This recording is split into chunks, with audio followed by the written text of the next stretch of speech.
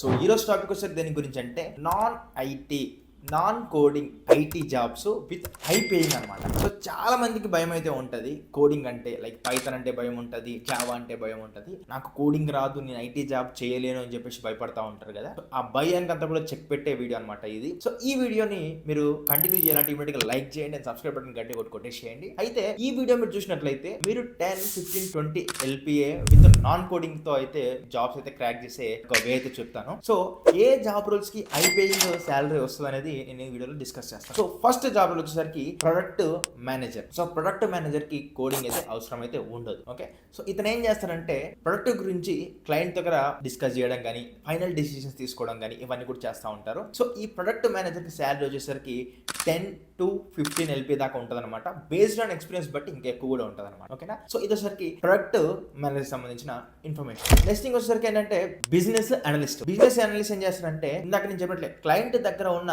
Information ని అంతా కూడా గ్యాదర్ చేసి యూజింగ్ పీపీటీస్ కానీ, ఎక్సెల్స్ కానీ, లేకపోతే లైక్ పవర్ పాయింట్స్ యూస్ చేసుకొని ఇందాక చెప్పినట్లే పీపీటీ లాగా, అండ్ అదే విధంగా మీకు మెయిన్ గా డాష్ బోర్డ్స్ యూస్ చేసుకుని ఏం చేస్తారంటే అనాలిసిస్ చేస్తాడు. బిజినెస్ అనాలిసిస్ చేసి ఇతను కూడా మనకి కోడింగ్ అయితే అవసరం అయితే ఉండదు. ఇక్కడ మీకు మెయిన్ గా బిజినెస్ లైక్ అనలిస్ట్ అన్నాం కాబట్టి కమ్యూనికేషన్ స్కిల్స్ అయితే బాగుండాలి. అయితే వీళ్ళకు కూడా లైక్ శాలరీ ఎలా ఉంటుందంటే 8 to 20 LP అయితే ఉంటుంది. ఇది మాత్రం పక్క గుర్తుపెట్టుకోండి. అండ్ నెక్స్ట్ థింగ్ వచ్చేసరికి స్క్రమ్ మాస్టర్.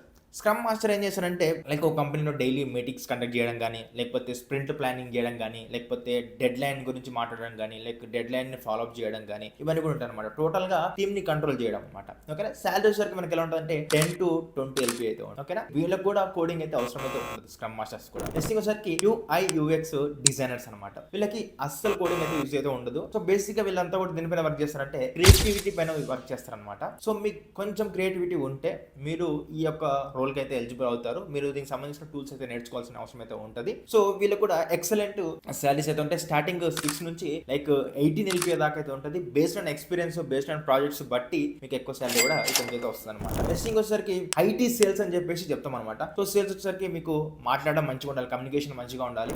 నెక్స్ట్ వచ్చేసరికి క్లయింట్స్ దగ్గర మీరు ఒక డీల్ సెట్ చేసే ఒక కాన్ఫిడెన్స్ ఉండాలి. డీల్ సెట్ చేయడం కానీ, డీల్స్ క్లోజ్ చేయడం కానీ ఏదైనా సరే వీళ్ళపైన డిపెండ్ అయి ఉంటుంది. వీళ్ళకి కూడా స్టార్టింగ్ సాలరీ వచ్చేసరికి 8 to 15 LP దాకా ఉంటుంది. ఓకే, సో నెక్స్ట్ వచ్చేసరికి digital marketing. So present boom లో ఉంది కదా డిజిటల్ మార్కెటింగ్ లో కూడా మీకు నార్మల్ గా లైక్ ఒక కంపెనీ నుంచి మీరు ఒక డిజిటల్ మార్కెటింగ్ వర్క్ చేయడం కానీ, లేకపోతే ఫ్రీలాన్సింగ్ వర్క్ చేయడం కానీ ఏదైనా కానీ, లైక్ ఇప్పుడు ప్రెసెంట్ అంతా కూడా డిజిటలైజ్ అయింది కాబట్టి డిజిటల్ మార్కెటింగ్ రోల్ కూడా చాలా హెల్ప్ఫుల్ ఉంటుంది. సో వీళ్ళకైతే బేస్డ్ ఆన్ ఎక్స్పీరియన్స్ తో అయితే మీకైతే చాలా సాలరీ అయితే ఉంటుంది అనమాట. ర్యాండమ్ గా తీసుకున్నట్లయితే యావరేజ్ గా 5 to 10 LP అయితే ఉంటుంది అనమాట. ఓకే, సో వీళ్ళకి ఎక్కువ ఫ్రీలాన్సింగ్ ఛాన్స్ అయితే ఉంటుంది. ఏజెన్సీస్ లాగా బిల్డ్ చేసి అది కూడా మీకు బాగా ఛాన్స్ ఉంటుంది.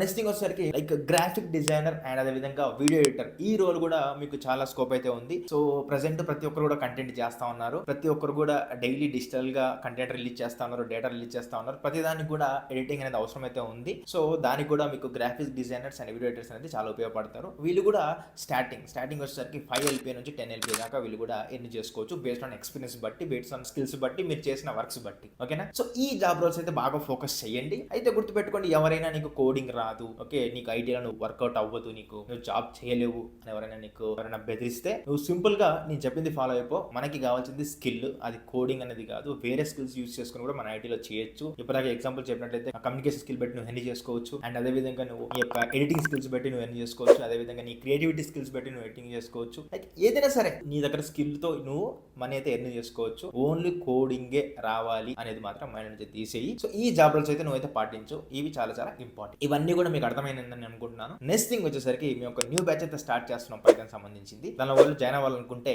మీరు డిస్క్రిప్షన్ లో నేను ఒక డెమో లింక్ అయితే ఇచ్చిన, ఒకసారి చెక్ చేయండి. ఫ్రీ డెమో అయితే అక్కడ ఉంది. ఆ డెమో చూసి నచ్చితేనే జాయిన్ అవ్వండి. అండ్ మీ ఫ్రెండ్స్ ఎవరైతే కోడింగ్ అయితే భయం అనుకుంటున్నారో వాళ్ళకి నేను పెట్టిన డెమో పంపించండి. వాళ్ళకి షూర్ గా నేను చెప్పే డెమో అనేది అర్థమవుతుంది. అండ్ కోడింగ్ ఇష్టం లేదన్న వాళ్ళకి ఈ వీడియో ఫాలో అయ్యి నేను చెప్పిన రోల్స్ అయితే పాటించండి.